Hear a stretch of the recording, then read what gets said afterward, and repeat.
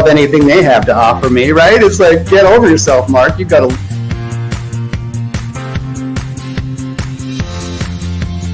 I believe if we could be indivisible, we would be indestructible. And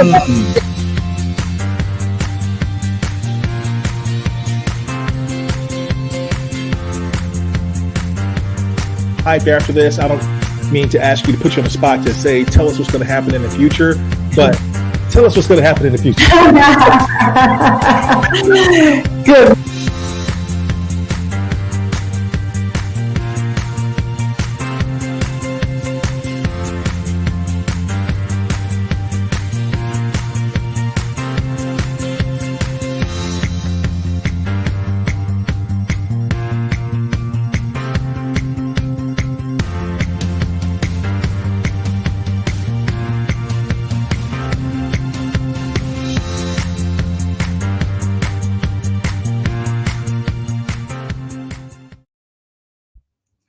Hello, everyone. Welcome to another episode of Keep Leading Live. I'm Eddie Turner, the Leadership Accelerator. I work with leaders to accelerate their impact and help them drive results. I do that through the power of professional speaking, executive coaching, and masterful facilitation. Today, I'm streaming on YouTube, Facebook, and LinkedIn. And I always say I'm excited, but I am really excited about my guest today. So if you're not already following her on social media, I'm going to encourage you to follow her on social media, and I'll be sharing her website throughout the session. Let us know you're here by telling us in the comments that you're here, and feel free to ask a question or just share your reaction to what you're hearing, and we will make you a part of the discussion. The platforms don't always send me all the comments and reactions, but the ones that I do see, I will absolutely entertain. Okay? So looking forward to having you be a part of this discussion.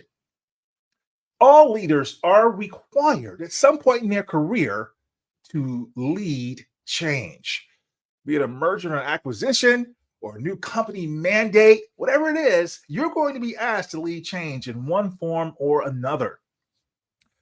To do this, leaders need to have strong influencing skills and strong communication skills if they're going to be effective. And to do this, especially when you're communicating, you must do, as my guest today says, say what they can't unhear. My guest today is Tamsen Webster. Tamsen is the author of the new book by that name, Say What They Can't Unhear. But let me tell you a little bit about Tamsen Webster. Tamsen is a master message designer who helps leaders craft their case for large-scale change. She's worked for major corporations such as Harvard Medical School and Fidelity Investments.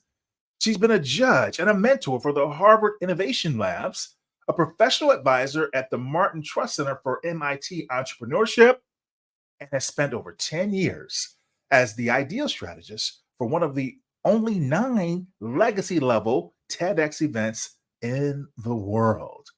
She was named to the Thinkers 50 radar list in 2022. And for those who don't know, this is a really big deal. And she's the author of 2 books, the one I just mentioned, as well as her first book, Red Thread, Make Your Ideals Irresistible. Tamsen, welcome to Keep Leading Live. I'm so excited to be here and to chat with you, Eddie, especially since you are all about accelerating impact. I am all about figuring out how we can do the same thing, but from the lens of how do we accelerate understanding and adoption of new ideas that lead to change. So this is going to be good. Absolutely. I have wanted to interview you forever. And it's interesting because the last time I saw you, it was in November. You were on the Thinkers 50 radar list in 2022. Yes. I saw you at the one in November 2023. Yes. Last time we saw each other in person was in London. So doesn't that sound very fancy? Yeah. We were geeking out at this. And for those who don't know about Thinkers 50, it's the Oscars for management and leadership thinking. And so that's why I said for Tamsen to be on that radar list is a really, really big deal. And so, tell us what I missed when I introduced you and I talked about your just a little bit about who you are. Yeah. What did you miss? Well, I think that I mean it's well, I've been doing it for a really long time in one way or another, but not necessarily just messaging and branding. I've been very, very interested in transformational change for a very long time. And it has always been finding this intersection between the individual and the organizational. I am of the opinion that anything that is going to happen at the organizational level, particularly when it comes to change, has to happen at the individual level first. And given the time that I've spent in change management and in change communications, I feel that sometimes we overlook that individual aspect and we focus so much on what does this mean for the organization and why does this make sense for the organization, that we end up missing making the case to the individuals that have to make the change happen in the first place. So it's just it is a deep, deep passion of mine. I've been on that one level for years, figuring out how do we do this. I still have much more to learn, but it has just been an enduring passion of mine. And it shows. As I listen to you talk, and it just radiates your excitement, your passion about this subject. Just really radiates from you, and certainly it radiates from your new book. Tell us about the reason you wrote the book. And before you say that, let me just tell you, I had a call this morning with a client, Hmm. and we were talking about something completely different, and it led me back to talking about you and the Oh, fact that I was going to interview you. And the moment I said the title of your book, he dropped what he was doing and immediately started writing it down. He says, I'm buying that book. oh, yay. So tell us, say what they can't unhear. The 9 Yes. principles of lasting change. What made you write this book? What made me write this book was multiple levels of frustration. I don't want it to sound like a bad thing, but it was frustration that's bounded, or that's actually driven by optimism and idealism in some way. And that is, I believe that we're surrounded by change all the time. I believe that there's amazing ideas that are out there. In my work, I see a huge number of just truly novel transformational ideas. And I also see persistently, just this persistent feeling that a lot of the advice out there, a lot of the things that we accept to be conventional wisdom about persuasion, influence, change, either isn't working for people because it's not actually working. Mhm. It's not producing the results that they're looking for, or it may be producing works that they're looking for, but it doesn't feel right to them. In other words, there's sometimes an undercurrent of what can feel to people like manipulation or coercion when it comes to persuasion and influence. And it felt like people just didn't know what to do about that. And so between that feeling of like, how do I take what I've learned and what I know to help close that gap, that frustration about there not being information out there. And at the same time saying, well, I've spent all of this time, like 20 years, kind of in 30 years, really collecting kind of from all over the place, almost like a magpie. That's how I think of myself Mhm. sometimes. Collecting this information from other fields of practice that understand how does change happen? How does real change happen? How do you communicate change? So think about like psychotherapy and psychology and cognitive behavior, neuroscience and behavioral economics. And as I'm learning recently, adult education, they've cracked these codes. And so I really wanted to take what I've learned and what other areas of practice know to be true, evidence-based, about how is it and what is it that we need to understand about people? What is it we need to understand about communication in order for us to be able to not just make a compelling case for change, but make one that is so resonant for other people that they believe and continue to believe enough in it in order to act, and not just once, but to keep acting, to sustain that change. So I wanted to fill that gap. And you do that very well throughout this book, what we're going to talk about. I do want to point out something that you mentioned that others who don't know you won't know. You made this reference to what you're learning in adult education, adult learning theory. And Yep. you're learning that because you've been accepted into a prestigious program. Tell us about that. Yes. Oh goodness. I would not necessarily have done all of these things in the same year, but yes, I am a part of the 29th cohort of the Aegis program at Teachers College Columbia, which is an educational doctorate program focused on organizational learning and leadership. I can't wait to start calling you Dr. Webster when you finish your prestigious Oh my God. Ivy League program. Woo, yeah, it is. I gotta tell you, Eddie, I have not been in school for 25 years, and it is so much work, and I love it. My brain is on fire in all the best ways. I keep thinking to myself, like, why don't more people know about this, particularly in business and in leadership? Just as a small example, I mean, most adult educators see themselves as change agents, and think about how often in business we can say, well, we're looking for change agents. And I'm saying, well, how is it? Why is it that business has not paid attention to all of this work that's happened in adult learning? Because that whole field of practice is about helping people understand things they don't currently understand. Mhm. And tell me any aspect of leadership, a professional life that doesn't involve understanding how we get people to understand new things and new information, not just persuasion, but because we can't get to any of that if people don't understand it in the first place. So it is just so much fun, and I'm loving it. Congratulations. That's just excellent. And you're right. Oftentimes people say they want change agents.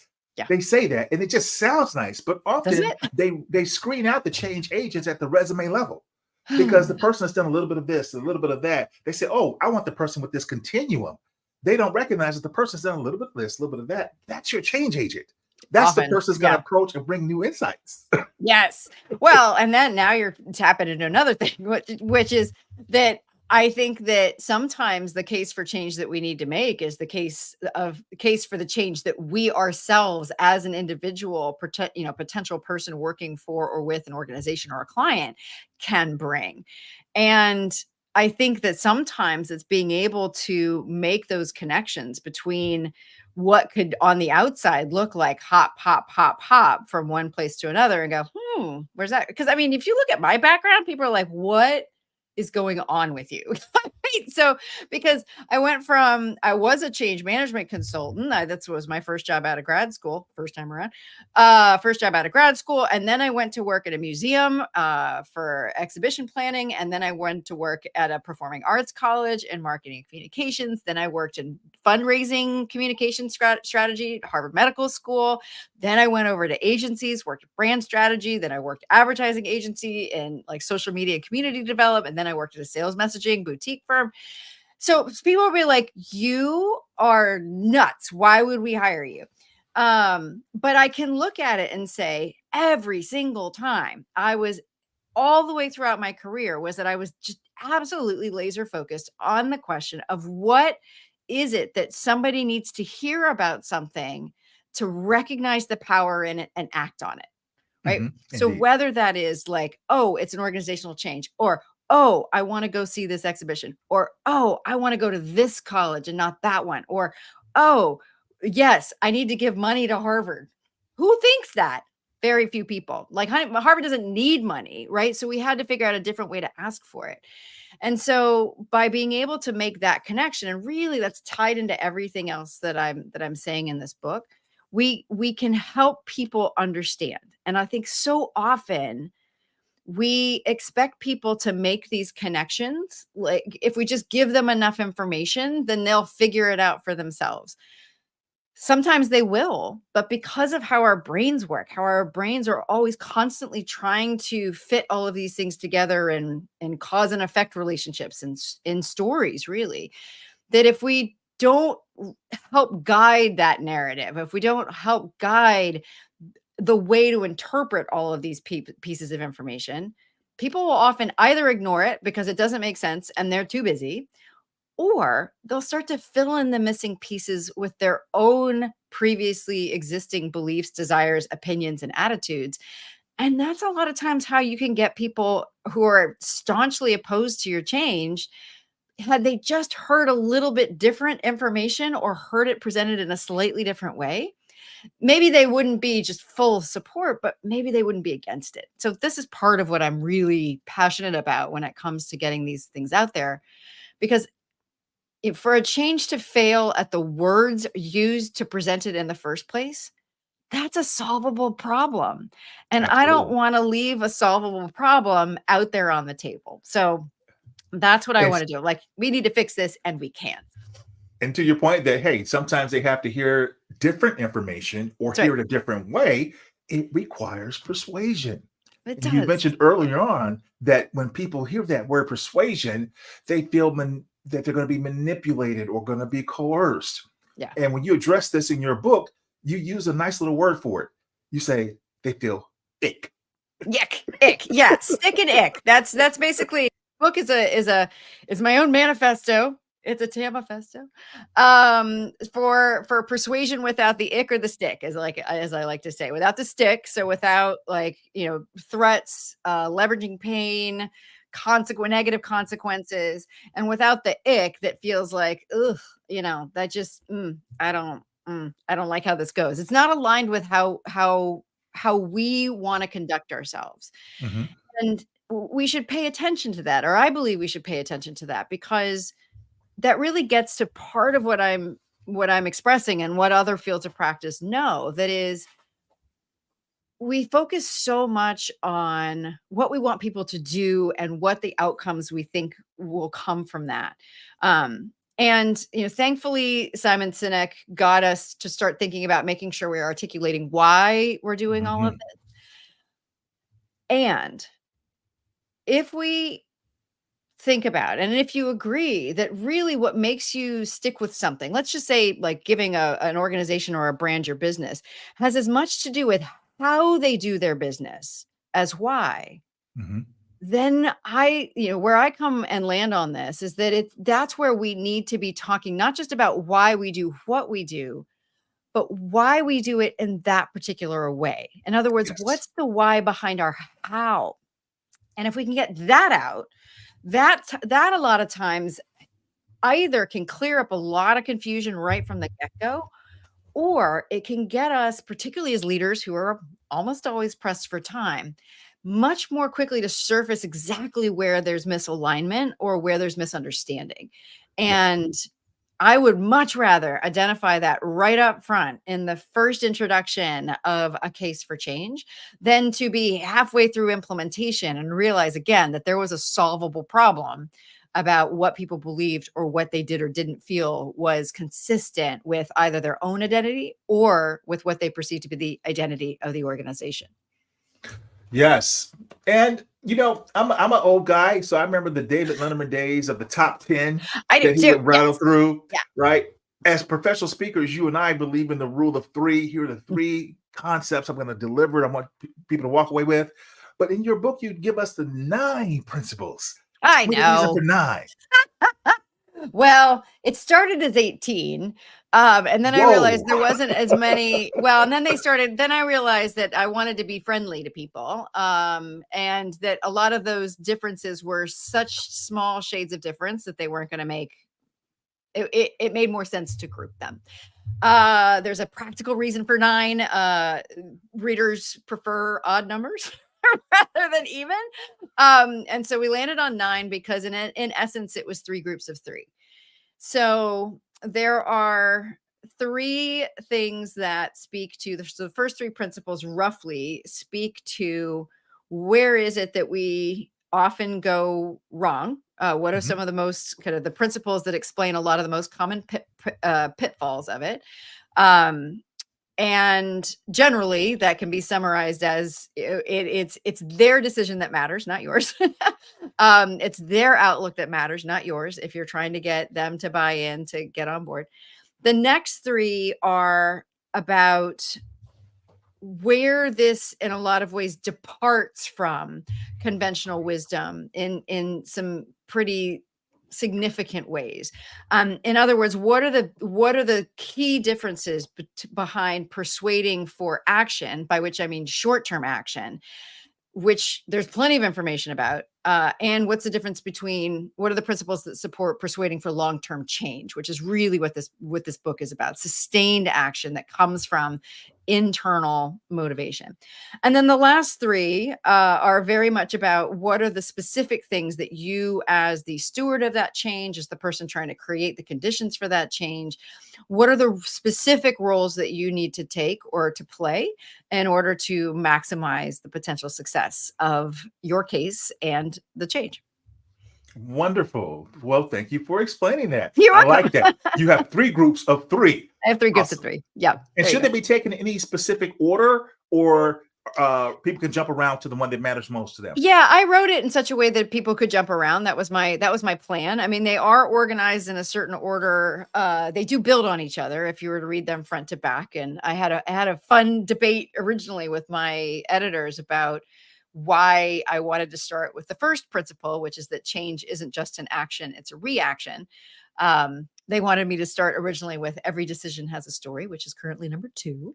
But the reason why I went with that one as the first one is because I think we often miss the fact that when information is new, so back to this idea about, helping people understand something, that when you're the person who is leading this change, the first source of information about this change is you, the leader.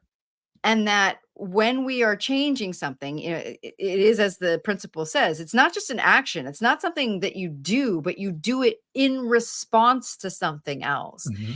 And while we can't control somebody's reaction, we can control what we're putting into the experience of hearing about this change and experiencing it for the first time. That can fundamentally set whether or not we are going to be successful with this change ever. And it really starts with the first introduction. So I wanted to set that as the first stake Every in the ground. change is a reaction. I love that. Yeah, it is. It's a reaction to a situation, but it's also a reaction to, how does something feel? And I don't necessarily mean like emotionally feel. I mean, we Yes. check what we do based on, does it make sense? By which we often mean intellectual sense, do I see this follow? But we don't stick with something unless it makes sense, right? To our gut, to our identities, to our faith, sometimes to our beliefs, to our values, to our principles. I mean, you can think about this even in terms of whether or not you stay with an organization, right? I know I have left organizations because eventually I realized there was a fundamental misalignment between how they did business and how I believed, what I believed was the right way, what was right. And we all have our own opinions about that. But again, it comes down to why do we do things in a particular way? That's based on our outlooks, our philosophies, these personal narratives, or as I'm increasingly there's a new idea forming in my head around this idea of narrative centered leadership. What is the narrative, not just of an individual leader or an individual team member, but what's the narrative of the organization? And how does that, what influence do we play in that? Because all of those things really have to align in order for any kind of change, any kind of shift to make sense. It has to make sense for me, it has to make sense for you, it has to make sense in context of the organization, and it has to make sense in context of what's happening in the world right now. Excellent. Well, let me take a quick pause here to acknowledge my sponsor.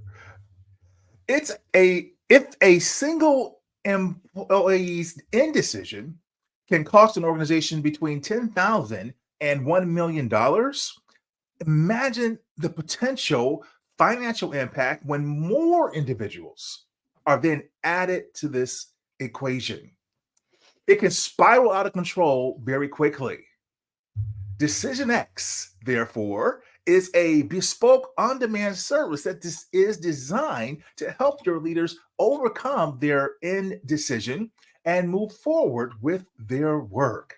Visit papillonmdc.com and discover how you can help your team get unstuck, shift perspective, and advance today. And you can see their website there on the graphic, www.pantheonmdc.ca. So we want to remind you that if you are tuned into our session, go ahead and let us know you're here. Let us know how you're reacting as we're talking to Tamsen Webster, the master message designer and author of Say What They Can't Unhear. Now, Tamsen, I'm going to pick back up on the thread you were talking about there, because one of the points you make in your book that I really loved, in addition to every change is a reaction, is you make the point that every decision has a story. Yes. And I read that and I went, I love that. That's true. Yeah, that's So true. tell me more. Yes. Well, that was, I went through, man, I went, just a side note, I went through a lot, like probably where I spent the most time in the initial drafting of the book was in just how did I state those original those nine principles, because that's the reaction I wanted, was that people would go, that's true. So every decision has a story. It's alternative phrasing also in the book is that every action ends an internal argument about why a decision does or doesn't make sense. Meaning, whether we realize it or not, our brain is constantly saying, do this, do that, because it has already come to some conclusion about, because this is who you are, or because this will have this effect, or this happened because this happened, or this will happen if you do this. And so these aren't necessarily once upon a time stories, but they do share a lot in common with those once upon a time stories. And that's what my first book was about. But the whole philosophy of, this principle, and really that first book, was that this is going to happen no matter what. Like the decision to change, the decision to act is going to have a story in somebody's mind behind it. And whatever somebody is doing right now, they are doing because they have a story for it that makes perfect sense to them. So if you want them to do something different, if you want them to think something different, we have to build a story that makes even more sense to them than the story they're telling themselves right now. But that's not going to happen by us inserting our reasoning into that. We have to build the story they would tell themselves about why this makes sense. And, it comes through in the overarching ideas behind the book. But what research shows and what my experience shows and what I've seen work is that the best way to build a story that someone will tell themselves, even about something new, is to anchor that story, is to build that story with elements that are quite old to the person that you're talking to, where, in other words, we're anchoring that story, we're anchoring this in something that somebody already wants, something that they actively and knowingly want and don't currently have. We are crafting and grounding that argument based on principles that we know we share with that person or that audience, our team that we're talking to. And so when we do that, when you marry the fact that every decision has a story and the stories we agree with are based on beliefs we already have, then we can really see quite quickly that the best way to build buy-in for change is to build that story based on things that people are already bought into. And so in essence, the book is very much just examining that concept from all of these different perspectives. But that's really what it comes down to, is that we're giving them a story. We're making sure that we have all the elements of that internal story that's going to help it make sense to them. And we're not only giving them all the elements, we are tailoring those elements so that we don't just get the understanding and interest that a story brings, but we're getting the agreement and the alignment that principles and belief bring. And that's where that long-term change comes from. And that's what we want at the end of the day. Yeah, that's what we want at the end of the day, is an argument, as a story, as a case for change, that when you say it comes across as unexpectedly obvious, right? In other words, it's not necessarily something they thought about, but now that you explain it, you're like, well, that's true. Or, gosh, yeah, I don't know why I didn't think about it that way before. But so much about how we present a change isn't set up to do that, either because we don't give people the elements they need to construct that story. We focus only on the change. on the answer that we have, but not on what question it answers for our stakeholders and the people we're talking to.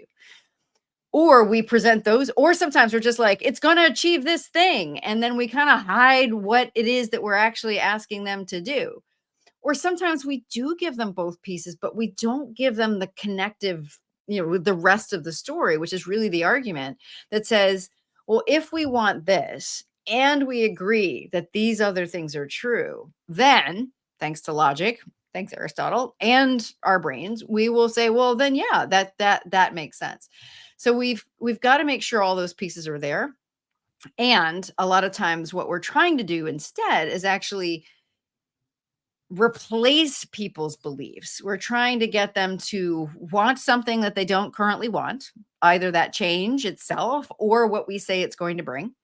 Or we're trying to get them to believe something that they do not currently fundamentally believe and may never fundamentally believe. Yes. And if any of those conditions are present, then we're not going to get that. It's not going to make sense to them. They're not going to act, at least not on their own volition. And they're certainly not going to keep acting in a way that is truly sustainable for them or for the organization. Indeed. Well, Tamsen, I have enjoyed our conversation today. I have Can you too. tell Thanks, me Eddie. the main message that you would love like our listeners to walk away from this conversation with? Yeah, I think the main message I want to give across here is that instead of asking for leaps of faith from our audience and asking them to assume the risk of change, which is usually what happens when, as leaders, we ask our team members, our stakeholders to change. So instead of asking for those leaps of faith, I encourage everyone to build bridges of belief. Find those places where we can secure agreement on shared desires, shared beliefs, shared principles in service of not just what's best for the organization, but what's best for all the individuals that are involved. Excellent. And on the Keep Leading podcast, I always ask, what is a quote or words of wisdom that you use to help you keep leading? Yeah, this one goes way back. I should look up, and I don't remember what year this movie is from, but it's a quote from one of the Australian director Baz Luhrmann's first movies. It was this bananas movie called Strictly Ballroom. But one of the quotes from that book, it stuck with me for a very long time afterwards, was that a life lived in fear is a life half lived. And so, sometimes we face things that are scary. And, as I mentioned in the book, and part of the reason why I'm so interested in transformational change is that I had a panic disorder for 17 years.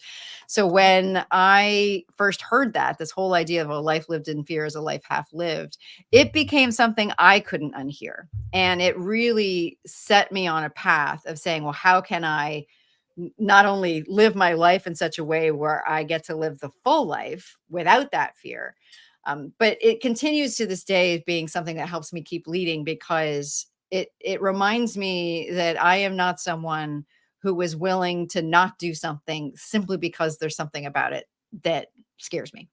So helps me make sure that I keep going, even in the face of fear. Thank you for sharing that with us, and that gives hope to others who've gone through something similar. Well, I'm sharing across the bottom of the screen that if they want to learn more about you, they can visit tamsenwebster.com to learn more about you. Connect with Tamsen on her website, on her social media channels. She's everywhere, ladies and gentlemen. And certainly get your copy of Say What They Can't Unhear: The 9 Principles of Lasting Change. Tamsen, thank you for being with us and helping us understand how we can help people keep leading. It's been a pleasure, Eddie. Thank you so much. Thank you. And thank you for listening. That concludes this episode, everyone. I'm Eddie Turner, the Leadership Accelerator, reminding you that leadership is not about our title or our position. Leadership is action. Leadership is an activity. It's not a garment that we put on and take off. Leadership is something we must be at our core and allow it to emanate in all that we do. So whatever you're doing, always keep leading.